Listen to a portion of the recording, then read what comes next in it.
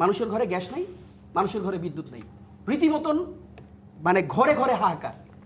এখন আপনি আমাকে বলবেন যে এটা মানে সরকারের বয়স বেশি হয়নি বলে আমি সমালোচনা করব না। আপনার বাসায় আজকে ভাত রান্না হয় নাই, আজকে যার বাসায় তরকারি রান্না হয় নাই, সেই ভদ্রলোক কি সরকারের কাছে জবাব দিতে চাবে না? আসেন, ফ্যামিলি কার্ড যেই স্বপ্নটা এই বিএনপি গভর্নমেন্ট দেখিয়েছিল, আজকে প্রথম আলো খুলে দেখেন ফ্যামিলি কার্ড নিয়ে কি রিপোর্ট বেরিয়েছে।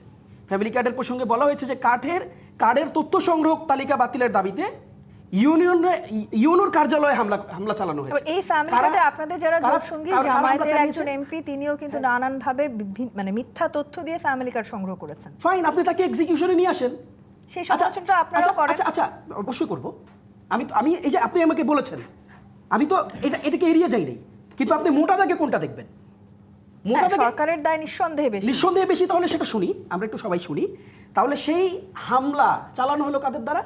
ছাত্রদল চালালো, যুবদল চালালো এবং তাদের অঙ্গ সংগঠন করেছে। এবং রীতিমতন আপনি প্রথম আলো ডেটাটা আজকে পুরো পড়ে দেখেন, রীতিমতন সারা দেশের অবস্থা তাই। এবার আসেন, আপনি নিশ্চিত রূপে আপনি দেখেছেন পত্রিকায় রিপোর্ট বেরিয়েছে, আপনি চাইলে আমি আপনাকে দিতে পারবো। পত্রিকায় রিপোর্ট বেরিয়েছে প্রতি মাসে 6 খুন, প্রতি মাসে 6 খুন এবং মোট 38 জন শুধুমাত্র দলের পদধারী, সরকার দলের পদধারী লোকজন যারা ইন্টারনাল ক্ল্যাশে মারা গিয়েছে। এই যে উনি ছাত্র ইউনিয়নের প্রেসিডেন্ট ছিল, ওনার দলের কয়জন মারা গিয়েছে? উনি কয়জন মারা গিয়েছে? এনসিপির কয়জন মারা গিয়েছে? দেখেন, প্রশ্নটা জায়গা মতন করতে হয়। সোয়ান ইয়েলো এয়ার ফ্লো মশারি, মশা রোধে 100তে 100, সোয়ান গ্রুপের একটি পণ্য। এনসিপি ক্ষমতায় গেলে 38 জন মারা যেত কিনা, এটা প্রশ্ন না। এই প্রশ্নটা করি না, মানে যে আমি শেষ করি। বিএনপি নেতারা বারবার বলছেন যে 6 মাস আসলে বিএনপি নেতার প্রসঙ্গ ভুলে যান। 38 জনের মৃত্যু প্রসঙ্গটা আমি আপনাকে আজকে র্যাঙ্কিং করে দেই। আমি আপনাকে 38 জন মারা গেছে একটা প্রসঙ্গ তুলে দিলাম, আর 38 জন মারা যেতে পারে একটা প্রসঙ্গ তুলে দিলাম। আপনি কোনটাকে নিয়ে আলোচনা করবেন সতে বলেন? কোনটা সব আলোচনা করা উচিত? ডেফিনেটলি 38 জন মারা গেছে সেটা নিয়ে আলোচনা করা উচিত।